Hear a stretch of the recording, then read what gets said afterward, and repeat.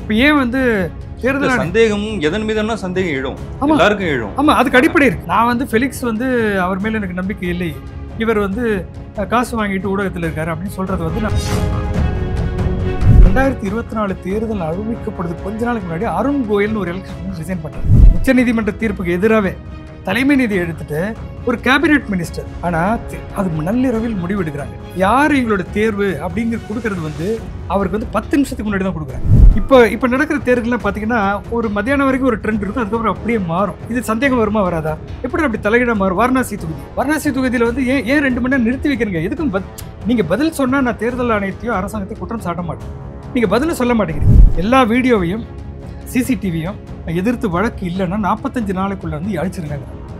எனக்கு இது புரியல. அதனால அதில் சர்வர் ஸ்பேஸ், அதுக்காக சர்வர் ஸ்பேஸ்னா எல்லாம் சிரிப்பாங்க. டிஜிட்டல் இந்தியாவில் இந்த சாதாரண விஷயத்தை கூட ஒன்று பண்ண முடியலன்னா உன் மேலே சந்தேகம் வருமா வராதா? அயோக்கியத்தனம். பாஜக தரப்புல இப்ப பிரியங்கா காந்தியோட வெற்றி, திமுக வந்து இன்னும் அதிகமான மெஜாரிட்டியில் ஜெயிச்சிருக்கலாம்ல, நியாயமான தேர்தலாக இருந்தா. அப்படி ஒரு கேள்வி கேட்கலாம்ல. பிரியங்கா காந்தி 2 லட்சம் ஓட்டுல ஜெயிச்சவங்க இந்த முறைகேடுகள் இல்லைன்னா 4 லட்சம் ஓட்டுல ஜெயிச்சிருக்காங்க. ஒரிசா பத்தி உங்களுக்கு ஒரு கதை சொல்றேன். அப்போ வந்து அங்க வந்து சீஃப் எலக்ட்ரல் ஆஃபீஸர் இருந்தவர், இன்னைக்கு வந்து சீஃப் செக்ரட்டரி ஆயிட்டு. சந்தேகம் வருதா? அந்த கேள்விக்கு பதில் வந்து 88 தொகுதிகள் டேட்டா இல்லாத இடங்கள்லாம் பிஜேபி ஜெயிக்கும். அப்படின்னா யூபியில் செகண்ட் ஃபேஸில் வந்து 8 தொகுதிகள். உங்ககிட்ட அரசு அணுகுனதே, அந்த அணுகுமுறையே வந்து மினிஸ்டர் பேச ரொம்ப அதிர்ச்சியானது வந்து ஒன்று தனியார் மயம் எங்கள் கொள்கைங்கிறீங்க. உங்கள் போக்குவரத்தை வந்து நல்லாக்கிறதுக்கு தான் குப்பை ஆள்றாங்க. உங்கள் வாழ்க்கை நல்லா இருக்குங்க.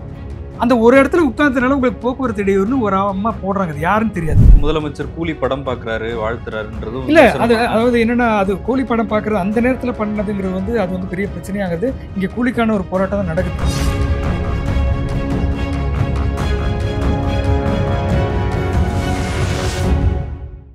சவுத் பீட் அன்பு உறவுகளுக்கு வணக்கம்.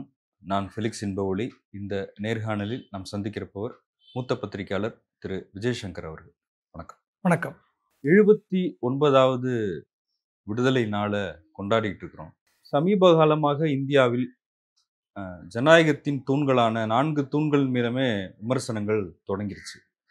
நீதிமன்ற தீர்ப்புகள் மேலே கூட விமர்சனங்கள் வர தொடங்கிருச்சு.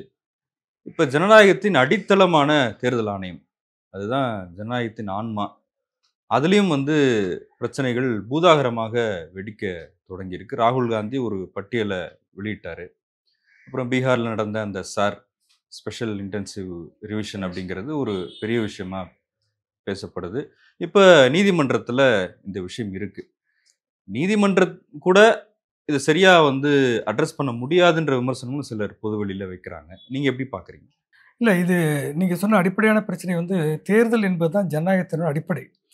அதாவது இந்தியா என்பது வந்து ரெப்ரசன்டேட்டிவ் டெமோக்ரஸி. அப்படின்னா என்ன?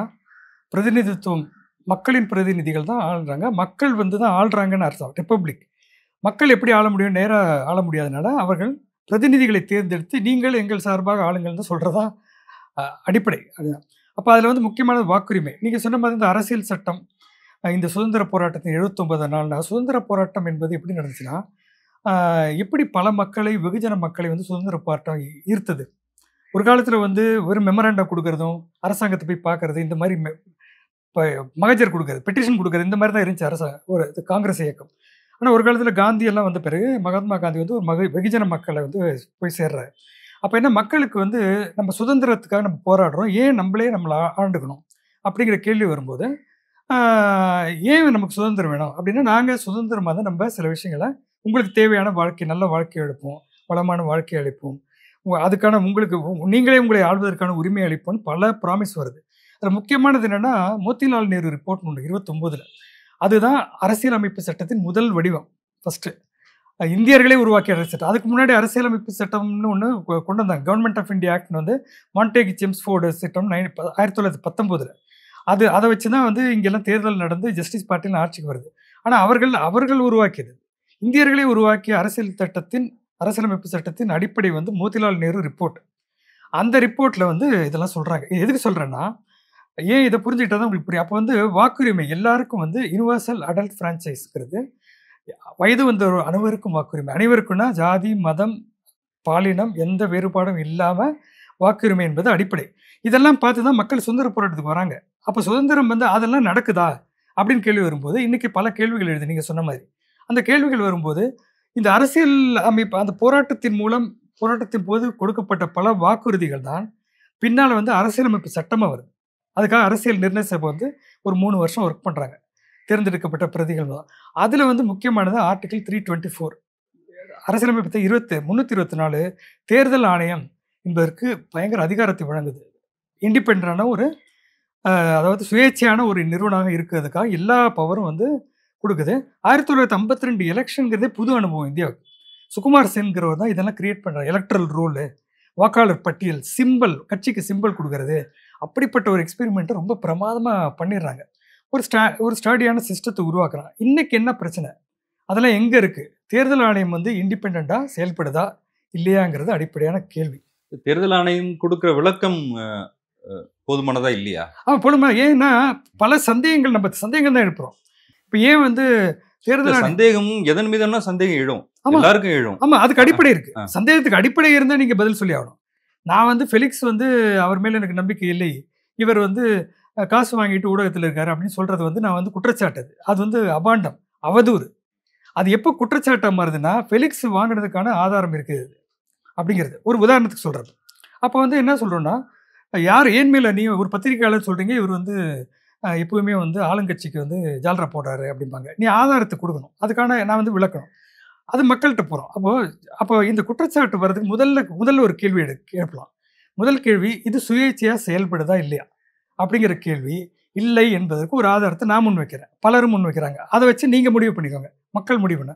சுயேட்சையான என்னன்னா, அப்போ ஆர்டிகிள் 324 என்ன சொல்லுதுன்னா, இந்த அரசாங்கம் ஒரு சட்டத்தின் மூலம் இந்த தேர்தல் ஆணையர்கள் சுதந்திரமானவர்களாக இருக்கணும், அரசியல் சார்பு இல்லாதவர்களாக இருக்கணும். அதை எப்படி உருவாக்குங்கிறது வந்து அந்த அரசியலமைப்பு சட்டத்தில் வந்து ஒரு பிரிவு என்ன சொல்லுதுன்னா, ஒரு சட்டத்தின் மூலம் நீங்கள் தேர்தல் ஆணையர் எப்படி தேர்ந்தெடுப்பது, தேர்தல் ஆணையர்களை தேர்ந்தெடுக்கிறது ஒரு நியாயமான சுயேட்சையான முடியாக இருக்கணும். அப்போ வந்து அதுதான் அப்போ வந்து அப்போ என்ன அப்படி தான் இருந்திருக்கு. சுயேட்சையாக வந்து பல தேர்தல் ஆணையர்கள் நம்ம சந்திச்சிருக்கோம். சேஷன்லாம் வந்து ஒரு காலத்தில் ஒரு எக்ஸ்ட்ரீம் போயிட்டாரு, இன்னொரு எக்ஸ்ட்ரீம் எல்லாத்தையுமே கண்ட்ரோல் பண்ணிடு. அப்போது இப்போ என்ன வருதுன்னா, இந்த அரசியலமைப்பு சட்டத்தில் இருக்கிறபடி ஒரு சட்டம் இயற்றப்படவில்லை. பிரதமர், அதாவது ஜனாதிபதி தான் நியமிக்கிறாரு. அது எல்லாமே ஜனாதிபதி மூலமாக தான் நடக்குது. ஆனால் அமைச்சரவையின் அறிவுரைப்படி தான் ஜனாதிபதி நடக்கணும். அப்போது இதுவரைக்கும் நடந்த எலெக்ஷன் கமிஷன் தேர்வு எல்லாமே பார்த்தீங்கன்னா நேரடியாக பிரைம் மினிஸ்டர் பண்ணிடுவார். பிரசிடென்ட் வந்து ஒரு இது போட்டுருவார், சைன் பண்ணுவார், சட்டம் போட்டுருவார். அப்படி தான் தேர்தல் ஆணையர்கள் தேர்ந்தெடுக்கப்பட்டார்கள். ஆனால் என்னாச்சுன்னா, இதை வந்து ஒருத்தர் சேலஞ்ச் பண்ணுறாரு. பரன்வால்னு ஒருத்தர் வந்து 2023 இந்த சட்டமே ஏற்றப்படலை, அப்போது பிரதமர் நியமிக்கிறார், அப்போ அவர் எப்படி இண்டிபெண்ட்டாக இருக்க முடியும் ஒரு கேள்வியாக, நியாயமான கேள்வி இருக்கிறார். அப்போ சுப்ரீம் கோர்ட் வந்து ஒரு ஜட்ஜ்மெண்ட் வருது. அதுபடி அவங்க என்ன சொல்கிறாங்கன்னா, தேர்தல் ஆணையத்தை தேர்ந்தெடுக்கிறதுக்கு சட்டம் இல்லாதப்போ இவர்கள் 3 பேர் தான் ஒரு கமிட்டி இருக்கணும். இப்போ வைஸ் சான்சலருக்கான கமிட்டி மாதிரி தேர்தல் ஆணையம் தேர்ந்தெடுக்கிற கமிட்டி எப்படி இருக்கணும், ஒரு நியாயமான ஒரு தீர்வு வழங்குறாங்க. சட்டம் இயற்றும் வரை அந்த ஒரு சட்டம் வரல. அப்போ அந்த தீர்வில் என்ன சொல்கிறாங்கன்னா, அந்த குழுவில் தேர்தல் ஆணையர்களை தேர்ந்தெடுக்கும் குழுவில் பிரதமர், எதிர்க்கட்சி தலைவர், உச்ச நீதிமன்ற நீதிபதி, இந்த 3 பேரும் இருக்கணுங்கிறது எவ்வளோ நியாயமான விஷயம். ஒருத்தர் இண்டிபெண்ட், ஒருத்தர் வந்து எதிர்க்கட்சி, ஒரு நியாயமான ஒரு கமிட்டியாக தான் இருக்க முடியும். அப்படிங்கும்போது உடனே எங்கே சந்தேகம் வருதுன்னா, உடனே வந்து ஒரு சட்டத்தை நிறைவேற்றுறாங்க. ராஜ்யசபாவில் ஒரு பில் வருது, எலெக்ஷன் கமிஷனர்ஸ் அப்பாயின்மெண்ட் பில்லுன்னு வருதுல. இந்த உச்சநீதிமன்ற தீர்ப்புக்கு எதிரான ஒரு பில் அது. அதில் என்ன சொல்கிறாங்கன்னா, பிரதமர், எதிர்க்கட்சி தலைவர், உச்சநீதிமன்ற தலைமை நீதிபதின்னு இருக்குல்ல, அந்த தலைமை நீதிபதியை கட் பண்ணி விட்டாங்க. உச்சநீதிமன்ற தீர்ப்புக்கு எதிராகவே தலைமை நீதி எடுத்துட்டு ஒரு கேபினெட் மினிஸ்டர். அப்போ இப்போ கமிட்டி யார்? பிரதமர், ஒரு cabinet minister, leader of the பொசிஷனா. அப்போ என்ன ஆயிடுது, மெஜாரிட்டி எங்கே இருக்குது? அந்த கேபினெட்டில் அமித்ஷாவும் இவர் தான் உட்காந்து, பிரதமர் தான் உட்காந்து டிசைட் பண்ணுறாங்க. Leader of opposition Adhir Ranjan Chowdhury வந்து போகிறாரு.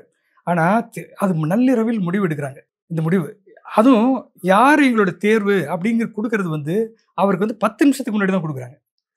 ஸோ யோசிப்பதுக்கு டைம் இல்லை. அப்போது இப்படி நடக்குது. அப்போது இது மேலே சந்தேகம் வருமா வராதா, இது நியாயமான கேள்வியா இல்லையாங்கிறது நீங்கள் தான் முடிவு பண்ணிக்கணும்.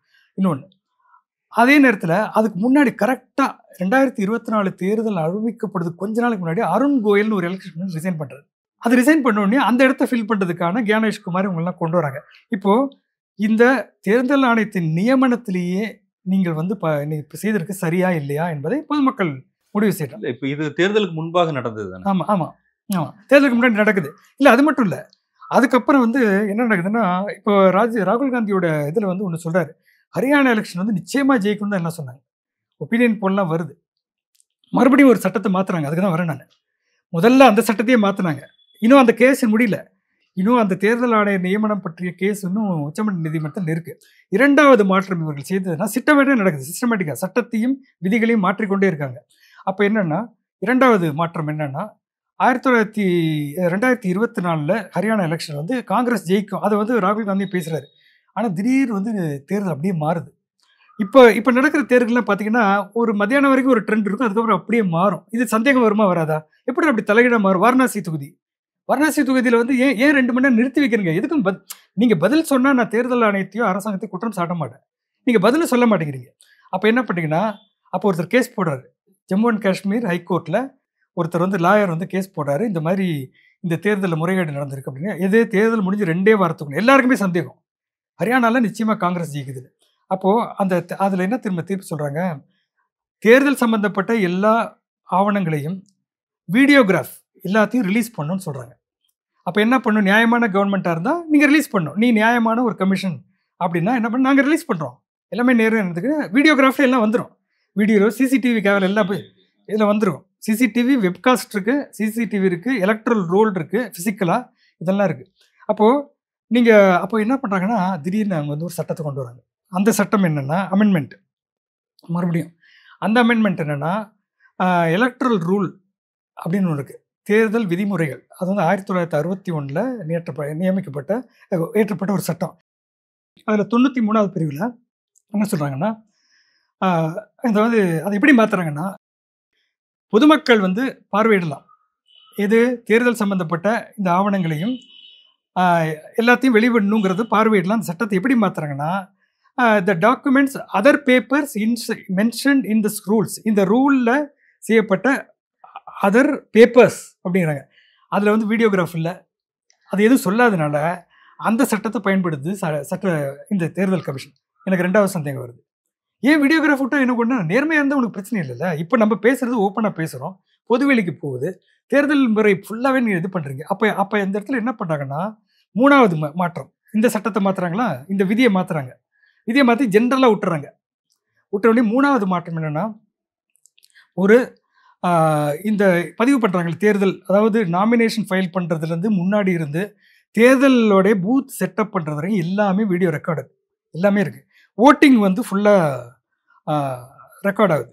இப்போ ரெக்கார்ட் ஆகும்போது அதை வந்து திடீர்னு ஒரு ரூல் பண்ணுறாங்க. சீஃப் எலக்ட்ரல் ஆஃபீஸர்கள்லாம் அனுப்புகிறாங்க. எல்லா வீடியோவையும், சிசிடிவியும் எலெக்ஷன் பெட்டிஷன் இல்லைன்னா, தேர்தலை வந்து எதிர்த்து வழக்கு இல்லைன்னா 45 நாளைக்குள்ளே வந்து அழிச்சிருங்க.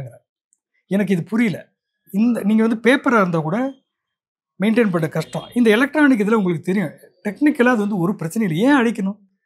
அப்போ என்னென்னா, அதுலேயும் ஒரு மாற்றம் பண்ணாங்க. முன்னாடி இருந்தது எப்படின்னா, அதை அழிக்கிறதுக்கு ஒரு மெத்தட் இருந்துச்சு முன்னாடி, அதை மாற்றுறாங்க.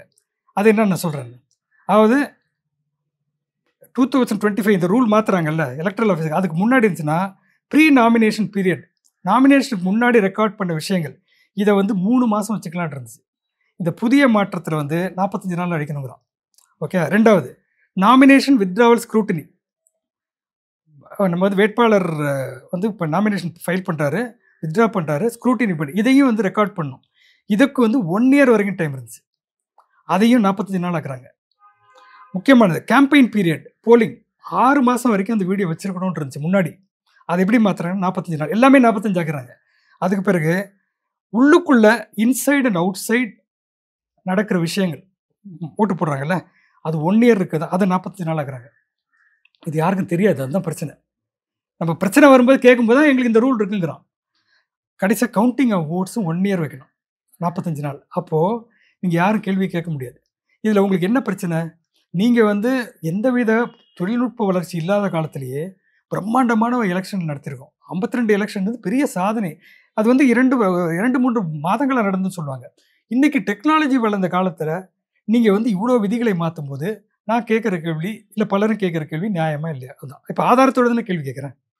அதனால அதில் சர்வர் ஸ்பேஸ், அதுக்காக சர்வர் ஸ்பேஸ்லாம் ஒரு அரசாங்கத்துக்கு, அதாவது எதுக்கு ப்ரியாரிட்டி கொடுக்குறோம், முன்னுரிமை கொடுக்குறோம்னா, தேர்தல் என்பது அடிப்படை, இந்த ஜனநாயகத்துக்கு அடிப்படை.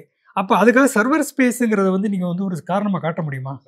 ஆமாம், நீங்கள் இதுக்காக நீங்கள் செலவு பண்ணணும், இதுதானே அடிப்படை. அதெல்லாம் வந்து ஒரு ஒரு ஏமாற்று வேலை தான். அப்போ வந்து 3-4 விதிகளை மாற்றிக்கிட்டே இருக்காங்க. பண்ணும்போது இப்போ என்னன்னா, ராகுல் காந்தி பிரச்சனை எழுப்புறாரு. அப்போ அவங்க மேலே ஏன் சந்தேகம் வருதுன்னா, அவர் என்ன கேள்வி தான் கேட்குறாரு. நம்ம எல்லாமே கேள்விகள் தான் கேட்டுட்டு இருக்கோம். இன்னைக்கு வந்து ஒரு நியாயமான விளக்கத்தை, நம்மலாம் ஏற்றுக்கொண்ட விளக்கத்தை, நாங்க வந்து சர்வர் ஸ்பேஸ்னா எல்லாம் சிரிப்பாங்க. அதனால வந்து இந்த காரணங்களால் நாங்க வந்து அழிச்சிடுறோம் அப்படிங்கிறாங்கல்ல. இப்போ கல்லூரிகள்ல யுனிவர்சிட்டிலாம் பார்த்தீங்கன்னா, தேர்வு வந்து மிகவும் கடினமான ஒரு பணி. அது எல்லாமே இப்போ வந்து எல்லாமே ரெக்கார்ட் ஆயிருது எல்லாமே. அது வந்து ரொம்ப கான்ஃபிடென்ஷியாலிட்டி மெயின்டெயின் பண்ணணும். கொஸ்டின் பேப்பர் லீக் ஆகக்கூடாதுன்னு. அந்த ரெக்கார்ட்ஸ கூட கல்லூரிகள்ல கூட 1 வருஷம் வச்சிருக்காங்க. நீ எலக்ஷன் நடத்துற election commission of India, independent body, அரசியலமைப்பு சட்டத்தினால் அதிகாரம் வழங்கப்பட்ட ஒரு அமைப்பு வந்து, நான் 45 நாள்ல தான் அழிப்பேன் அப்படிங்கும்போது சொல்லும்போது, சந்தேகம் வருமா? வராது. அப்படின்னு. அப்போ இன்னொன்னு கேட்குறாரு. அப்போ மகாதேவ்புரால தான் பிரச்சனை. உங்களுக்கு அந்த பிரச்சனை தெரியும். அத நம்ம மறுபடியும் பேச வேண்டாம். ஒரு சென்ட்ரல் பெங்களூர்ல எலக்ஷன்ல வந்து 7 அசெம்பிளி தொகுதி. அதுல வந்து மீதி எல்லா 6 தொகுதிகள்ல வந்து இவங்க லீடிங்ல இருக்காங்க. ஒரு இடத்துல மட்டும் அ பிரச்சனை வருது. அப்போ வந்து இவங்க எலக்ட்ரல் ரோல் கேட்குறாங்க.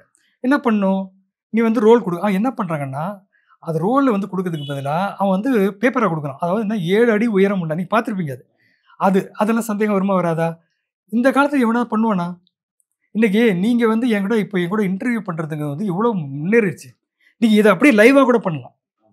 அந்த மாரி ஒரு காலத்துல வந்து, நீ வந்து பேப்பர் எடுத்து தூக்கிட்டு வந்தீங்கன்னா என்ன அர்த்தம்? அப்போ வந்து நீ அதுவும் மோடி சொல்றார்ல, டிஜிட்டல் இந்தியா. டிஜிட்டல் இந்தியால இந்த சாதாரண விஷயத்த கூட உன்ன பண்ண முடியலன்னா, உன் மேல சந்தேகம் வருமா? வராதா? அப்போ டிஜிட்டல் இந்தியால வந்து எலக்ட்ரல் ரோல்ஸ் கேட்கும்போது டிஜிட்டல் ஃபார்ம் எலக்ட்ரானிக் ஃபார்ம் குடுக்க மாட்டேங்கிறாங்க. Machine readable. இப்போ நான் வந்து மெஷின் ரீடபிள்னா என்ன? இப்போ கம்ப்யூட்டர்ல நமக்கு இருக்கு. பெரிய டாக்குமெண்ட் வருதுன்னா, இப்போ ஃபெலிக்ஸ் என்ற பேர் எங்கெல்லாம் பேசியிருக்காருன்னா, கண்ட்ரோல் எஃப். அதே மாரி நீ வந்து 10,00,000 வாக்காளர்கள், 15,00,000 வாக்காளர்கள் இருந்தால் கூட, அந்த ரோல்ல வந்து நான் இந்த பேர் அந்த சிந்தா தேவியா, மின்தா தேவி என்னமோ அவங்க பேர போட்டா எல்லா இடத்துலயும் வந்துரும்.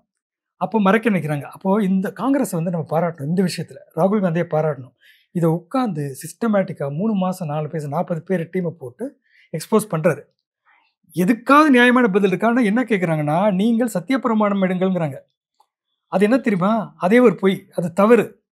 நீங்கள் எலக்ட்ரல் ரூல் சொன்னேன்ல, 1961 எலக்ட்ரல் ரூல் படி, அதுல 23ன்னு இருக்கு அந்த ரூல் படி, நீங்க எப்ப வந்து சத்தியப்பிரமாணம், நான் வந்து சொல்வதெல்லாம் உண்மை அப்படின்னு எப்ப சொல்லணும்னா, நீங்க போலிங் பூத் போறீங்க. ஆனா உங்களுக்கு ஓட்டு இல்ல. ஆனா நீங்க வந்து அங்க வந்து அப்ஜெக்ஷன் ஃபைல் பண்ணி நீங்க வந்து ஓட்டு போடுறீங்க. அப்படி பண்ணும்போது, அதற்காக ஏற்படுத்தப்பட்ட ரூல் தான் அது. ஒரு தனி மனிதனுக்கான அவன் ஓட்டு உரிமையை பாதுகாப்பதற்காக ஏற்படுத்தப்பட்ட நீ வந்து அப்போ வந்து விசாரணை நடக்கும். இவர் ஓட்டு எப்படி போச்சு? ஏன் போச்சு? யார் போட்டாங்க? அப்படி விசாரணை நடச்சு, இறுதி முடிவு எலக்ட்ரல் ஆஃபீஸரோட தான். இந்த விதிய வந்து இவ்ளோ பெரிய குற்றச்சாட்டுக்கு பொருத்துறாங்க. அப்ப எனக்கு சந்தேகம் வருமா? வராதா? அனுராக் தாக்கூரும் அந்த சந்தேகத்தை எழுப்புறாரு ஆமா, பிஜேபி தரப்புல. ஆமா. எல்லாருக்குமே இவருக்கு சந்தேகம். இதுல என்ன தெரியுமா பிரச்சனை? எல்லாமே வந்து எந்த கேள்விக்கும் பதில் கிடையாது. எந்த கேள்விக்கும் டேட்டா கிடையாது. உங்களுடைய பொருளாதார வளர்ச்சி பத்தி டேட்டா எடுத்து பாருங்க. பொருளாதார நிபுணர்கள்லாம் சொல்றாங்க. ஒண்ணுமே கிடையாது. எதுக்குமே டேட்டா கிடையாது. அவங்க சொல்றது தான் டேட்டா. இந்த யுகத்துல, டிஜிட்டல் யுகத்துல டேட்டா இல்லன்னு சொன்னா, அது ஏமாத்து வேலை தான். அயோக்கியத்தனம். அப்படிதான் நான் ஓப்பனாவே சொல்லுவேன். இது வந்து இந்த மக்களுக்கு எதிரானது, ஜனநாயகத்துக்கு எதிரான பெரிய தாக்குதல் இது. இத வந்து பெரிய மூவ்மெண்ட்டா ஆனா இதுல வந்து அரசியல் கட்சிகளுக்கு ஒரு ரோல் இருக்கு. முக்கியமா சொல்ல வேண்டியது என்னன்னா, அரசியல் கட்சிகள் வந்து முன்னாடி அப்படி ஒரு பிராக்டிஸ் இது எனக்கெல்லாம் தெரியும். நான் வந்து ஏறக்குறைய எனக்கு நினைவு தெரிந்து 71 தேர்தல்ல தேர்தல் பார்த்துட்டு இருக்கேன். எனக்கு ஒரு 10, 9 வயசு இருக்கும்போது தேர்தல், ஏன்னா எங்க அரசியல் குடும்பம் என்னோட குடும்பம். அப்போ வந்து தேர்தலுக்கு பார்த்துருக்கோம். தேர்தல் ஏஜென்ட்டா இருந்திருக்கேன். நேரடியா கேம்பெயின் போயிருக்கேன். வீடு வீடா போய் ஸ்லிப் குடுத்துருக்கோம். இத வந்து எலக்ட்ரல் ரோல்ன்னு வருதுல்ல, அத வந்து செக் பண்ணுவாங்க. வீடு வீடா போய் பார்ப்பாங்க. அது வந்து எதிர்க்கட்சிகள் வந்து இனிமே வந்து இப்பவாவது உணர்ந்துக்கணும். ஏன்னா, ஒண்ணு ஒரு நம்பிக்கையின் பேர்ல எடுத்துக்கிறோம். நம்பிக்கையின் பேர்ல நீங்க வந்து எலக்ஷன் கமிஷன் நியாயமானது. அப்படி நடந்திருக்கு. அதுக்கு ஒரு உதாரணம் சொல்லட்டுமா? நியாயமாக இருந்திருக்குது. எந்த அளவுக்கு இண்டிபெண்டன்ட்டா இருந்ததுன்னா, எஸ்.ஒய். குரேஷின்னு ஒருத்தர் இருக்காரா? அவர் ஃபார்மர் சீஃப் எலக்ஷன் கமிஷனர். அவர் வந்து புக் எழுதியிருக்காரு. அந்த புக்ல என்ன சொல்றாருன்னா, 2011ல வந்து அவர எலக்ஷன் கமிஷனரா நியமிக்க போறாங்க. நியமிக்கும்போது யார் ஃபோன் பண்ணதுன்னா, மன்மோகன் சிங் கூப்ட்டு, "உங்களை நியமிக்கலாம் என்று இருக்கிறோம்." கேட்குறாங்க. அனுமதி கேட்குறாங்க. அப்படிப்பட்ட ஒரு முறை அதுக்கு பிறகு அவர் வந்துடுறாரு. வந்த பிறகு வந்து சட்ட அமைச்சரா இருக்கிறவரு வீரப்ப மொய்லி. அவர் என்ன சொல்றாருன்னா, நான் உங்கள சந்திக்கணும், எலக்ட்ரல் ரிஃபார்ம்ஸ் பண்ணணும், சீர்திருத்தம் பண்ணணும்னோனையும் அவர் என்ன சொன்னார், நீங்க எங்க ஆஃபீஸ்க்கு வாங்க. தனியா சந்திக்க மாட்டேன்ட்டாரு. ரொம்ப முக்கியம். எங்க ஆஃபீஸ்க்கு வாங்க. எங்களுடைய இன்னும் 2 எலக்ஷன் கமிட்டி இருக்காங்க. உங்களுடைய ஆளுங்கள கொண்டு வாங்க. நம்ம பேசுவோம். அப்படின்னு பேசிக்கிட்டே இருக்கும் நேரத்துல பார்த்தீங்கன்னா, வீரப்ப மொய்லி வேற மினிஸ்ட்ரிக்கு மாறிடுறாரு. அது அவங்களோட முடிவு. முடிவான உடனேயும் இவரு குர்ஷித் ஆலம் கான், குர்ஷித் கான், சல்மான் குர்ஷித். சல்மான் குர்ஷித மினிஸ்டரா வந்த உடனேயும் இவங்களுக்கு பிரச்சனை என்ன, ஒரு எலக்ட்ரல் ரிஃபார்ம்ஸ் சீர்திருத்தத்துக்கான ஒரு முயற்சி நடக்குது, இந்த நேரத்துல மாத்திட்டாங்களேன்னு சொல்லி மன்மோகன் சிங்கை கான்டாக்ட் பண்றாங்க. அவர் நான் கேட்டு சொல்றேன்ட்டு அவங்க மறுபடியும் அந்த ப்ராசஸ் தொடங்குறாங்க. இந்த அளவுக்கு நியாயமா நடந்திருக்கு. நமக்கு சந்தேகம் வர்றது எல்லாமே, நீ ஏன் வந்து எல்லாத்தையுமே மறைக்கிறீங்க? ஒவ்வொரு விதியாக மாத்தி சட்டத்தை மாத்திக்கிட்டே இருக்கீங்க நீங்க. கடைசியா நியமனத்திலேயே பிரச்சனை இருக்கு. அருண் கோயல்ங்கிறது யாரு? ஞானேஷ்குமாருங்களுடைய சரித்திரம் பூர்வம்லாம் பார்த்தீங்கன்னா எல்லாமே பிரச்சனையா இருக்கு. அப்ப இந்த சந்தேகத்தின் அடிப்படையில் நம்ம சொல்றோம். குற்றச்சாட்டுங்கிறது யார் வேணா சொல்லலாம். எந்த குற்றச்சாட்டும் மீடியா ரிப்போர்ட் எதாக இருந்தாலும் நமக்கு தெரியும். ஆதாரங்களின் அடிப்படையில் வரும்போது அது பதில் சொல்லி தான் ஆகணும். பாஜக தரப்புல இப்ப பிரியங்கா காந்தியோட வெற்றி, குளத்தூர் தொகுதியில குளறுபடி இருக்கு, 20,000 ஓட்டு அங்க வந்து தப்பா இருக்குன்ற குற்றச்சாட்டுகள் அவங்கள எழுப்புறாங்களே. இல்ல இருப்பாங்க. எனக்கு அதுல பிரச்சனை இல்லை. எனக்கு எல்லாம் நியாயமான கேள்வி தான் எல்லா இடத்துலையும். இல்லை இப்போ இன்னொரு கேள்வி எடுக்கிறாங்க, எப்படி வந்து எதிர்க்கட்சிகள்லாம் ஜெயிக்குது அப்படின்னு. 2 விதமான விளக்கம் இருக்கு. பிரகாஷ் ராஜ் கூட ஒரு இன்டர்வியூ சொல்லியிருக்காரு. ஒரு விளக்கம் வந்து சில தேர்தலில் வந்து அவங்க வந்து எல்லாமே ஒரு மெஜாரிட்டி இப்போ ஃபுல்லாக மாற்றினாங்கன்னு என்ன ஆகும், ஃபுல்லாக மேனிப்புலேட் பண்ணாங்க, எலக்ட்ரல் மாற்றிட்டாங்கன்னா யாருக்கும் 400-450 சீட்டு வரும். அதுவும் நம்பகத்தன்மை பிரச்சனையாக இருக்கும். அப்போ என்னன்னா வந்து தேர்ந்தெடுத்த பதில் செய்கிறாங்க அப்படின்னு குற்றச்சாட்டு. இன்னொன்று அந்த அப்போது திமுக வந்து இன்னும் அதிகமான மெஜாரிட்டியில் ஜெயிச்சிருக்கலாம்ல, நியாயமான தேர்தலாக இருந்தால். அப்படி ஒரு கேள்வி கேட்கலாம்ல. பிரியங்கா காந்தி 2 லட்சம் ஓட்டில் ஜெயிச்சவங்க இந்த முறைகேடுகள் இல்லைன்னா 4 லட்சம் ஓட்டில் ஜெயிச்சிருக்கலாம். அடிப்படை பிரச்சனை என்னன்னா, இதுவும் உண்மையா இருக்கலாம், அதுவும் உண்மையா இருக்கலாம். எது உண்மை என்று தெளிவுபடுத்த வேண்டியது தேர்தல் ஆணையம்.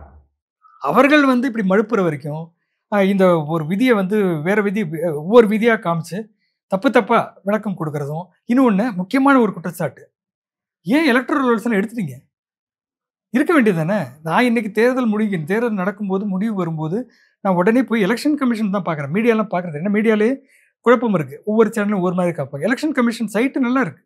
அப்போ அங்கே இருக்கிற ரோல் வந்து எனக்கு நம்பகத்தன்மை இருந்துச்சு இது வரைக்கும்.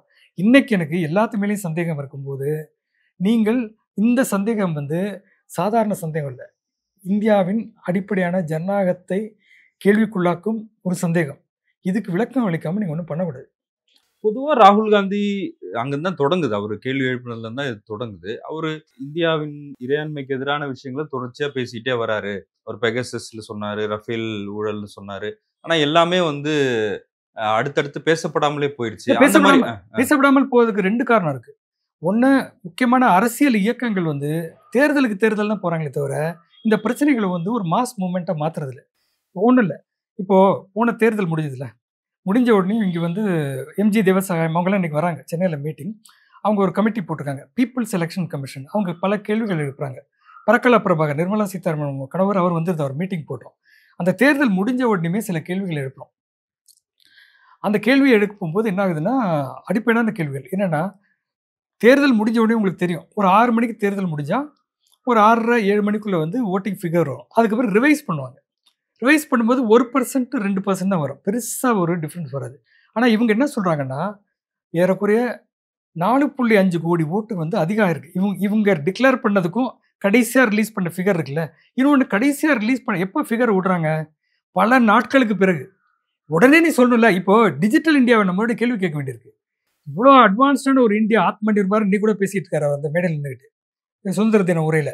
ஆத்ம நிர்பாரில் வந்து நீ டிஜிட்டல் இந்தியாவில் வந்து கேவலமாக பார்க்க மாட்டாங்க மற்ற நாடுகள்லாம்.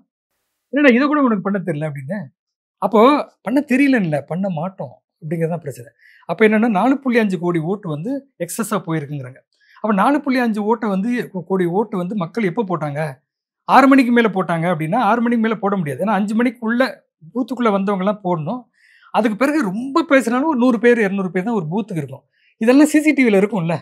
நீங்கள் சொல்கிற கணக்குப்படி அப்படி ஒரு பெரிய அளவில் வாக்களிப்பு வந்து மக்கள் அப்படியே ஓரமாக வந்து ஒரு நிமிஷத்துக்கு ஒரு ஓட்டு போட்டிருக்கணும். அந்த வேகத்தில் போட்டிருந்து இவ்வளோ அதிகமாக இருந்துச்சுன்னா நீங்கள் வந்து அது வெளியே பெரிய கூட்டம் நின்றுக்கணும்ல எல்லா பூத்துலையும். அந்த சிசிடிவிக்காக கொடுங்க, நான் நீங்கள் சொல்கிறத நம்புகிறேன் அப்படிங்க. அப்போது எவ்வளோ டிஃப்ரென்ஸ் வருது தெரியுமா? 0.1% 0.2% தான் பரவாயில்ல. டிஃப்ரென்ஸ் இஸ் 12% வருது ஒரிசால. ஒரிசா பத்தி உங்களுக்கு ஒரு கதை சொல்றேன். 12%னா ஒரிசால நவீன் பட்நாயக் அரசாங்கம் வந்து தோல்வி அடையுது. அப்போ வந்து அங்க வந்து சீஃப் எலக்ட்ரல் ஆஃபீசர் இருந்தவர் இன்னைக்கு வந்து சீஃப் செக்ரட்டரி ஆயிட்டாரு. சந்தேகம் வருதா? அப்புறம் 45 லட்சம் ஓட்டுகள் வந்து பதிவாயிருக்கு. நீங்க சொன்னதுக்கு பிறகும் கடைசி ஃபிகருக்கும். அப்படிங்கும்போது இந்த ஓட்டுகள்லாம் எங்கேருந்து வந்தது? அப்படிங்கும்போது எலக்ட்ரல் ரோல்ஸ்ல ஃபேக் ஓட்டர்ஸ் இருக்காங்களா? அப்போ நீங்க எதாவது மேனிபுலேட் பண்ணீங்களா? இவிஎம் பத்தி கேள்விகள் நம்ம கேட்டுட்டு இருந்தோம். இப்போ இவிஎம் பத்தி தான் நம்ம கேள்வி கேட்டுட்டு இருந்தோம் இவ்வளவு நாள். இப்போ எதுக்கு வரேன்னா, பல கட்ட தேர்தல் நடக்குது. இந்த பல கட்ட தேர்தலிலே ஒரு குழப்பம் இருக்கு. 39 தொகுதிகள் இருக்கும் தமிழ்நாட்டுக்கு ஒரு கட்டம். 20 தொகுதிகளும் கம்மியா இருக்கிற ஒரிசால வந்து நீங்க வந்து 3 கட்டமா நடத்துறீங்க. இது என்ன லாஜிக் இது? அப்ப என்னன்னா, பிரதமரும் அமித்ஷாவும் அவர்கள் கேம்பெயினுக்கு தகுந்த மாதிரி தான் அப்படின்னு நமக்கு தெரிஞ்சிருச்சு. இன்ஃப்ராஸ்ட்ரக்சர்னு ஒண்ணு அது பார்க்க முடியாது. இல்ல இன்ஃப்ராஸ்ட்ரக்சர் இருந்தது நம்ம இவ்வளவு எலெக்ஷன் நடத்திருக்கோம். தெரியும். இல்ல என்னோட கேள்வி அது இல்ல. நீங்க நடத்துங்க. பொறுமையாவே எலெக்ஷன் நடத்துங்க. ஆனா சின்ன ஒரு மாநிலத்துக்கு 3 பேசும். அது வந்து பெரிய லா அண்ட் ஆர்டர்லாம் இல்லாத ஒரிசா அது. ஒரிசால என்ன லா அண்ட் ஆர்டர் இஷ்யூ இருக்கு? பெரிய இஷ்யூ கிடையாது. ட்ரைபலோட ஸ்ட்ரைக் நடக்கும், வேதாந்தா ஸ்ட்ரைக் நடக்கும். அது தவிர உங்களுக்கு எந்த சந்தேகம் இல்லாத இடத்துல ஏன் 3 பேஸ்? அப்படிங்கும்போது தமிழ்நாட்டில் எப்படி 1 பேஸ்? அப்படி 2 பேஸா நடத்துறாங்கல்ல. அப்போ இதெல்லாம் கேள்விகளாக தான் வருது. எந்த கேள்விக்கும் பதில் இல்லைல்ல. அப்போ இதுல பிரச்சனை என்னன்னா, 2வது ஃபேஸ் ஓட்டிங் வந்து பல நாட்கள் ரிலீஸ் ஆகல. இன்னைக்கு ரிலீஸ் ஆயிருக்கான்னு எனக்கு தெரியாது. இப்போ தேர்தல் முடிஞ்சு யாருக்கும் 2 வருஷம் 1 வருஷத்துக்கு பிறகு பேசிட்டு இருக்கோம். 88 தொகுதிகள் 2வது ஃபேஸ்ல. 88 தொகுதிகளில் அந்த டேட்டா ரிலீஸ் பண்ணவே இல்லை. இன்னைக்கு ரிலீஸ் ஆயிருக்கான்னு எனக்கு தெரியல. அதை வந்து கேள்வி எழுப்புறாரு. பிரகால பிரபாகர் கேள்வி எழுப்புறாரு. எம்ஜி தேவசாயம் இவர்கள் கார்னிக் இவர்கள்லாம் சேர்ந்து கேள்வி எழுப்புறாங்க. அப்போ என்ன ஆகுதுன்னா, இதெல்லாம் சிவில் சொசைட்டி ஆர்கனைசேஷன் தான் பண்ணிட்டு இருக்காங்க. அப்போ என்னதுன்னா, அந்த கேள்விக்கு பதில் வந்து 88 தொகுதிகள் டேட்டா இல்லாத இடங்கள்லாம் பிஜேபி ஜெயிக்குது. அப்படின்னா யூபியில் செகண்ட் ஃபேஸில் வந்து 8 தொகுதிகள். 8 தொகுதியிலும் பிஜேபி ஜெயிக்குது. மத்திய பிரதேசத்தில் 6 தொகுதி. டெல்லியில் பார்த்தீங்கன்னா எல்லா இடத்துலையும் டேட்டா எங்கே லேட் ஆகுதோ ரிலீஸ் ஆகுதோ அங்கே வந்து எப்படி பிஜேபி ஜெயிக்குதுங்கிற கேள்வி இருக்கு. அப்போது செலக்டிவாக மேனிப்புலேட் பண்ணுறாங்களா அப்படிங்கிற ஒரு கேள்வி வருது. இப்போ எங்கே பிரச்சனைனா, இதையெல்லாம் பண்ணுறது எம்ஜி தேவசாயம் இவர்கள் போலாம் பண்ணுறாங்கல்ல, அரசியல் கட்சிகள் ஏன் இதை வந்து பெருசாக ஒரு மாஸ் மூவ்மெண்ட்டை நடத்தலைங்கிற ஒரு கேள்வி இருக்குது. அப்போ வந்து அந்த நேரத்தில் பிரகால பிரபாகர் ஒன்று சொல்ல, போஸ்ட் கார்டு கேம்பெயின் பண்ணுங்கள், எல்லாருக்கும் அனுப்புங்க, எல்லாரும் ஜனாதிபதிக்கு தந்தி அனுப்புங்க. இதெல்லாம் பழைய மெத்தட்ஸ். இதெல்லாம் அப்படி பண்ணுறோம். ஒன்று, அரசியல் கட்சிகள் இதை வந்து சரியாக முன் கொண்டு போடுறாங்க. இப்போ பண்ணுறாங்க. காங்கிரஸ் வந்து ரொம்ப அருமையாக ஒர்க் பண்ணியிருக்காங்க. தொகுதியில் போய் வேற செக் பண்ணுறாங்க. மீடியாவும் உறுதிப்படுது. இன்னொரு ஃபெயிலியருங்கிறது மீடியாவோட ஃபெயிலியர். மீடியா வந்து இதை வந்து எப்படி நிறைய உங்களுக்கு தெரியும். இன்றைக்கி மீடியா இருக்குது. இன்றைக்கி நமக்கு யூடியூப் இருக்குது, பெரிய வரப்பிரசாதமாக இருக்குது. பல நேரங்களில் தமிழ் மீடியா பரவாயில்லைங்கிறாங்க. அங்கே இருக்கிற இந்த ஊடகங்கள் இருக்குல்ல, டெல்லியில் இருக்கிற ஊடகங்கள்லாம் அவர்கள் செய்கிறத பார்த்தீங்கன்னா அவ்வளோ அநியாயமாக இருக்குது. நேருக்கு மாறா எல்லாம், அதாவது கேள்வி கேட்குறவனுக்கே பதில் கேள்வி திருப்பி விடு. நீ ஒருத்தர் வந்து இந்த இந்த நான் பேசின விவரங்கள் எத்தனை பேர் நீங்கள் டிவியில் கேட்டிருப்பீங்க? எத்தனை பேர் இந்த விவரங்கள் பேசியிருக்காங்க? இதெல்லாம் இருக்குது. இன்றைக்கி நான் இதை பற்றி ரிசர்ச் பண்ணேன்னா இன்னும் 1 மணி நேரம் உங்கள்கிட்ட நான் பேச முடியும். 1 மணி நேரம் பேசுறது விஷயங்கள் இருக்குது, சந்தேகங்கள் இருக்குது. ஏன் மீடியா எடுத்துக்கிறதுனா, மீடியா வந்து கம்ப்ளீட்டாக சரண்டர் ஆகிட்டாங்க. அதுக்கு முக்கியம் 2 காரணம் இருக்குது. அது வந்து இப்போ நான் கண்டுபிடிச்ச ஒரு விஷயம்னா, இப்போ சர்வே 2-3 சர்வே நடந்தது. ஆக்ஸ்ஃபார்ம்னு ஒரு சர்வே இருக்குது. அதில் வந்து மீடியாவில் யார் மீடியாவில் இருக்காங்க, ரெப்ரசன்டேஷன் இங்கே மறுபடியும் பிரதிநிதித்துவம் வருது. அப்போ மீடியாவில் யார் இருக்காங்கன்னா, 50-60% மேலே இருக்க பேக்வர்ட் கிளாஸ் பிற்படுத்தப்பட்டவர் எவ்வளோ பேர் இருக்காங்க மீடியாவில்? இந்தியன் மீடியாவில் 14 பேர், 14%. இஸ்லாமியர்கள் 3%. தலித் பழங்குடிகள் இல்லவே இல்லை, 1% தான் இருக்காது. பழங்குடிகள் இல்லவே இல்லை. இதுதான் மீடியா ஸ்ட்ரக்சர். எத்தனை? 850 டெலிவிஷன் சேனல், அதான் ஆயிரக்கணக்கான 10,000கணக்கான பத்திரிகைகள். இதில் ரெப்ரசன்டேஷன் வந்து இவ்வளோ கம்மியாக இருக்குது. அது ஒன்று. அப்போ என்னென்னா, இந்த மீடியா ஸ்பேஸில் இருக்கிறவங்க யார்? பிரதானமாக இங்கே வந்து அதிகமாக பேசக்கூடிய இங்கிலீஷ் படித்தவங்க, அதிகமாக படித்தவர்கள் யாருமே இல்லாமல் உயர் ஜாதியினர், உயர் வர்க்கத்தினர், உயர் மத்தியதர வர்க்கத்தினர் உள்ளே இருக்காங்க. அவர்கள்லாம் இந்த கவர்மெண்ட்டோட அலைன் ஆகிட்டாங்க. அதுதான் பிரச்சனை. அந்த ஒரு பிரச்சனை இருக்குது. அது வந்து வேறு ஒரு பிரச்சனை. இப்போ சமூக பொருளாதார பிரச்சனைகள் காரணமாக அவங்க. அப்போது இந்திய மீடியாவில் இந்தியாவில் இருக்க 80% மக்களை ரெப்ரசன்ட் பண்ணுறவங்க இருக்கு வந்து 10-15% தான் வரும். இப்போ 20% பேர் தான் இருக்காங்க. ஆனால் இந்தியாவில் இருக்கிற மீடியாவில் 20% ரெப்ரசன்ட் பண்ணுற ஒரு சிலர் வந்து அவர்கள் டிசைட் பண்ணுறது தான் மீடியா கண்டென்ட் இன்னைக்கு. அதுதான் பிரச்சனை. மீடியா ஸ்ட்ரக்சர் எப்படி இருக்கா? மீடியாவோட இன்னொரு பிரச்சனைனா, ஒரு காலத்தில் வந்து இப்போ ஹிந்து மாதிரி பல நிறுவனங்கள் எப்படின்னா, அவர்கள் ஊடகத்தையே தொழிலாக வச்சுருந்தாங்க. இதிலேருந்தே லாபம் சம்பாரித்து எக்ஸ்பேண்ட் பண்ணும்போது அவர்களுக்கு வந்து ஒரு நியாயமாக நடந்துக்கிட்டாங்க. ஒரு பேலன்ஸ் இருந்துச்சு. அதாவது நம்பகத்தன்மையை காப்பாற்றணும். இப்போ இந்து மாதிரி பத்திரிக்கை நம்பகத்தன்மையை காப்பாற்றுறதுக்காக வந்து ஒரேடியாக ஒரு சைடு போயிட மாட்டாங்க. ஓரளவுக்கு பேலன்ஸ்டாக எடிட்டோரியல் நல்லா எழுதிடுவாங்க. செய்திகளில் வந்து ஒரு பாரபட்சம் இருந்தால் கூட எடிட்டோரியல் வந்து சரியாக பண்ணுவாங்க. இன்னொன்று, இந்த மீடியாவோட பெரிய விளம்பரம் தான் முக்கியம். விளம்பரம் வந்து அரசாங்கம் தான் பெரிய விளம்பரதாரர். அரசாங்கத்தோட விளம்பர சப்போர்ட் இல்லாமல் கஷ்டம். இன்னொன்று, தனியார் நிறுவனங்கள். இவங்க ரெண்டும் இருக்கும்போது இவர்களுக்கு எதிராக மீடியா எந்த அளவுக்கு செயல்பட முடியும்? அவர்களுக்கு எதிராக செய்தி தனியாருக்கு செய்கிற இப்போ ராம்கின்னு ஒன்று இருக்குது, அதை செய்கிற அநியாயங்களை மீடியா வந்து பண்ண முடியுமா? ராம்கி பெரிய அட்வர்டைஸராக இருக்கலாம். அப்படிங்கும்போது இங்கே இருக்கிற ஊடகத்தை யார் நடத்துகிறாங்க? பெரிய பெரிய முதலாளிகள் நடத்துகிறாங்க அப்போது அந்த விளம்பர வருமானம்ங்கிறது ஒரு முக்கியம். அப்போ அது வந்து மீடியாவோட கண்டென்ட் அது டிசைட் பண்ணுது. இது போடலாமா, இது போடலாமா அப்படிங்கிறது. ஒன்று, ரெப்ரசன்டேஷன் ஒரு இஷ்யூ. பிரதிநிதித்துவம் இருக்கா அப்படின்னு பார்த்தா எல்லாம் உயர் ஜாதியினர் தான் உட்காந்துருக்காங்க. 90%, 80%க்கு மேலே. அதே இது ஊடக முதலாளிகள்லேருந்து விளம்பரத்தை நம்பி இருந்தால் கூட ஓரளவு பேலன்ஸ் பண்ணியிருந்தாங்க. இன்னைக்கு ஊடகத்தை நடத்துபவர்கள் பல பேர் யாருன்னா அதானி, அம்பானி எல்லாம் வந்துட்டாங்க உலகில். அவர்களுக்கு இதிலிருந்து வர லாபம் பிரச்சனையே இல்லை. அதனால தான் வந்து இந்த உண்மைகளை வந்து வெளியே கொண்டு வர மாட்டேங்கிறாங்க. இதுக்கு நேர் எதிராக பேசுகிறாங்க.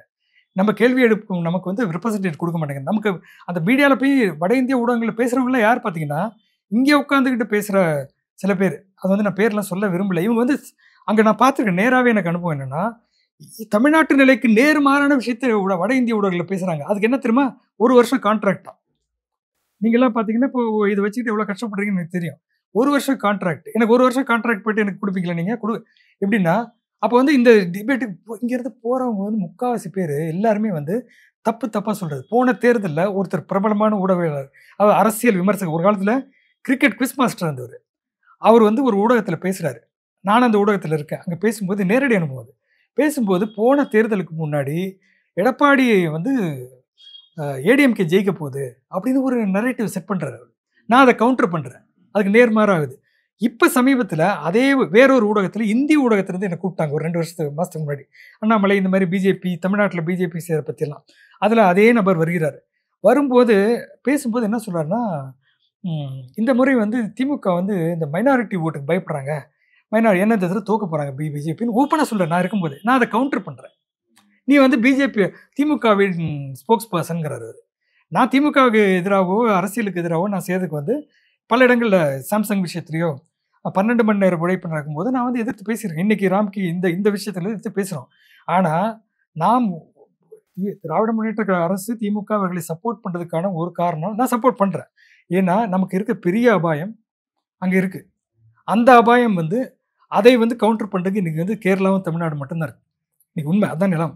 அப்போ என்னென்னா, நான் எனக்கு வந்து கட்சி சார்பாக பேசலை. இந்த அரசியலமைப்பு சட்டம் வழங்கி இருக்கும் உரிமைகளை காப்பாற்றுறது ஒரு ஊடகம் எனக்கு பொறுப்பு இருக்குது. அந்த உரிமைக்கு பாதகம் வரும்போது நான் பேசுவேன். மக்களுக்கு எதிராக போகும்போது நான் பேசுவது தான் ஊடகவியலாளர் வேலை. அப்போ நாங்கள் வந்து இந்த நேரத்தில் இப்படி ஸ்டாண்ட் எடுப்போம். ஆனால் இவர்கள் தவறு செய்யும்போது நாங்கள் சுட்டி காட்டுகிறோம். அவர்களும் சில நேரம் திருத்தி கொடுறாங்க.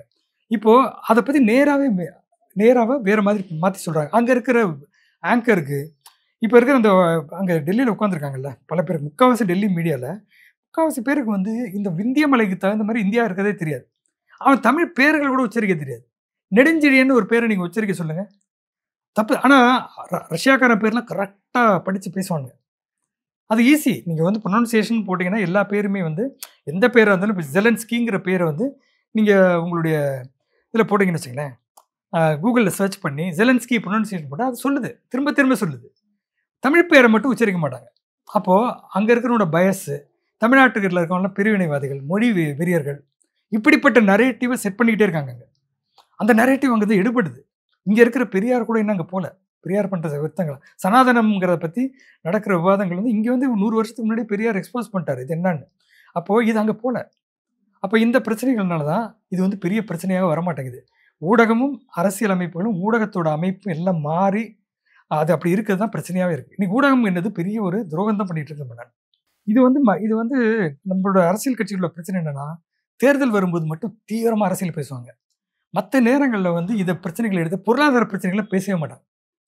தனியார் மயம் என்பது ரொம்ப சாதாரணமாக சொல்லிட்டு போகிறோம். தனியார் மயம் எல்லாமே ஆயிடுச்சு. எல்லாமே தனியார் மயத்தை நீங்கள் தடுத்து நிறுத்த முடியாது. ஏன்னா சென்ட்ரல் கவர்மெண்ட் ஒன்று இருக்குது, அவன் ஒரு பாலிசியை இம்ப்ளிமெண்ட் பண்ணுறான். நியூ எக்கனாமிக் பாலிசின்னு வந்து மாநில அரசுங்களுக்கு, இடதுசாரி அரசாங்கமாக இருந்தாலும் திராவிட அரசாங்கமாக இருந்தாலும் எல்லாருக்கும் வந்து அந்த பாதையை ஃபாலோ பண்ணணும். இப்போ மல்டிநேஷ்னல் இங்கே வரும்போது நாங்கள் வந்து இடதுசாரிகள் பன்னாட்டு கம்பெனிகள் விட மாட்டோம் அப்படின்னு ஒரு முடிவு எடுக்க முடியுமா? எடுத்து அவன் அடுத்த ஸ்டேட்டுக்கு போயிடும். இப்படிப்பட்ட காம்படேட்டிவ் என்விரான்மெண்ட்டில் தான் எல்லாருக்கும் போது ஒரு கம்பல்ஷன் எல்லாருக்குமே. ஆனால் எங்கே நீங்கள் வித்தியாசத்தை காமிக்கணும்னா, இந்த தனியார் மையத்தில் நீங்கள் வந்து அவனுக்கு ஒரு கான்ட்ராக்ட் கொடுக்கும்போது அவனுக்கு நீங்கள் கண்டிஷன் போடணும். அவனுக்கு நீங்கள் ஒரு ஃபேவர் பண்ணுறீங்கல்ல. என்ன கண்டிஷன் போடணும்? நீ வந்து பணி பாதுகாப்பு கொடு, நிரந்தரம் கொடு, பிஎஃப் கொடு, எல்லாம் கொடுன்னு சொன்னால் கேட்கணும் அவன். ஏன் நீங்கள் போய் அவங்ககிட்ட மண்டிடுறீங்க? யாராக இருந்தாலும், எந்த அரசாங்கம் இருந்தாலும். இன்வெஸ்ட்மெண்ட்டு மூலதனம் வரணும்னு சொல்கிறது உண்மைதான், மூலதனம். ஆனால் இன்னொரு உண்மை என்ன தெரியுமா?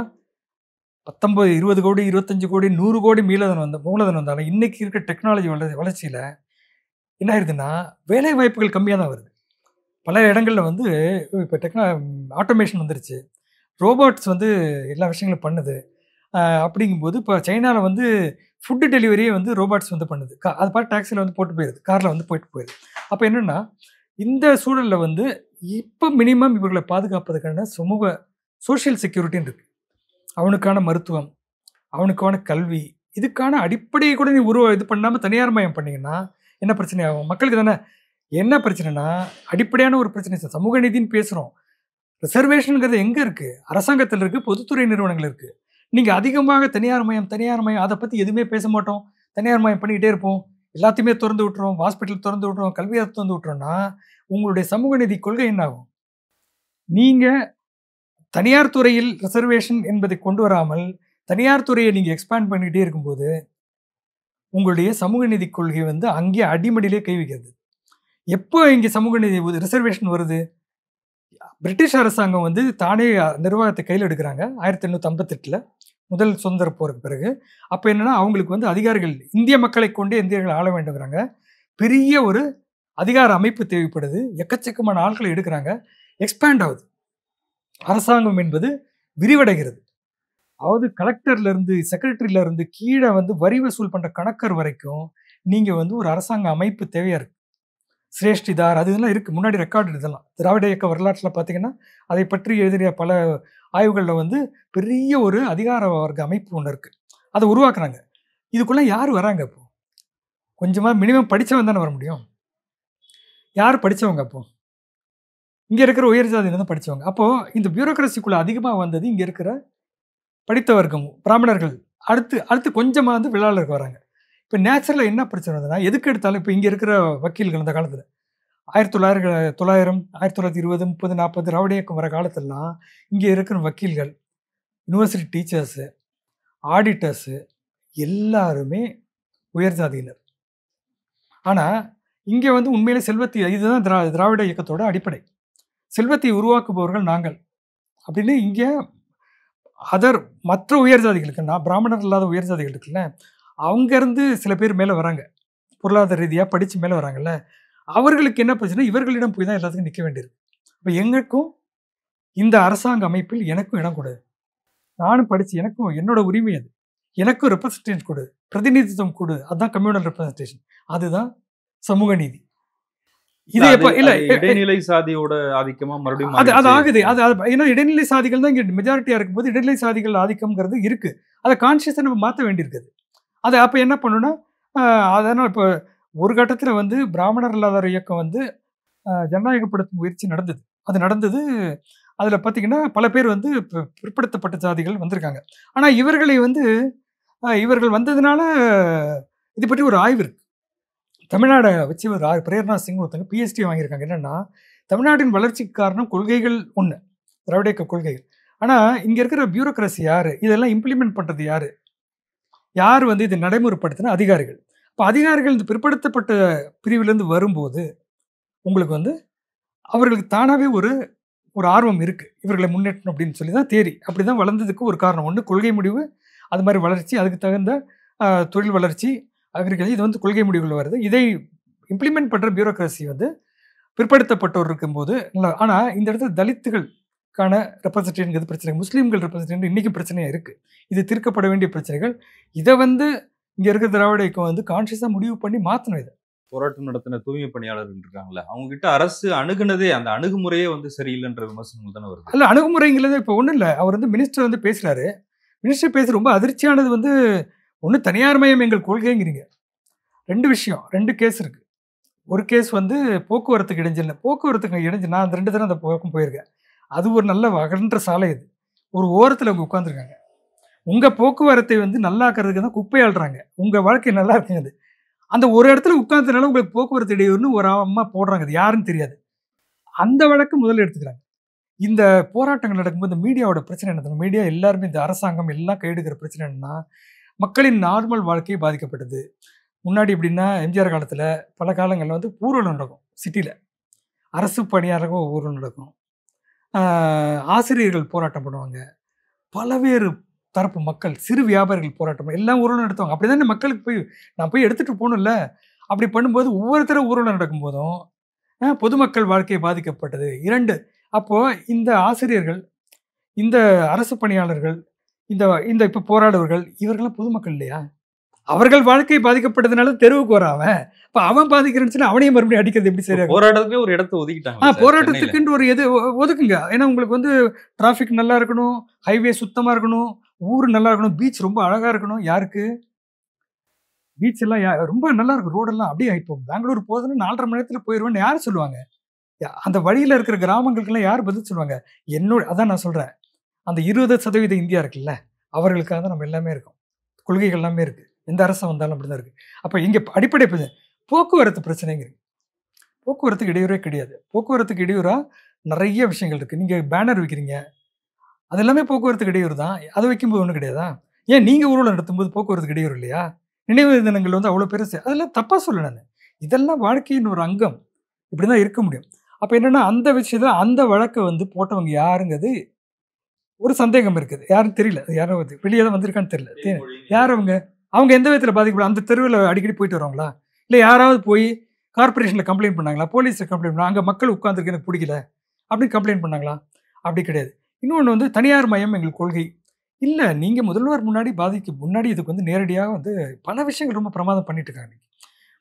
கல்வியிலையும் பெண்களுக்கு கொடுக்கப்படும் உரிமைகள், அந்த உரிமை தொகை எல்லாமே இப்போதைக்கு மக்களுக்கு சிறு சிறு சிறு உதவிகள் தேவைப்படுது.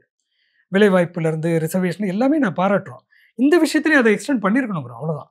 அப்ப என்னன்னா, தனியார் மயம் எங்கள் கொள்கை அப்படின்ட்டா நீங்க வந்து யாரு அதிகமா பாதிக்கப்படுறது? இந்த மக்கள் யாரு? உங்களோட நகரத்தை இன்னைக்கு வந்து சிங்கார சென்னையாக வச்சிருக்காங்க. அவங்க காலையில 2 மணிக்கு எந்திரிச்சு 6 மணி இங்க கூட பார்த்தீங்கன்னா 6 மணிலேருந்து 2 மணி வரைக்கும் ஒரு டியூட்டி. 2 மணிலேருந்து 8 அவங்க ஒரு நிமிஷம் ஓய்வு எடுக்க முடியாது தெரியுங்களா?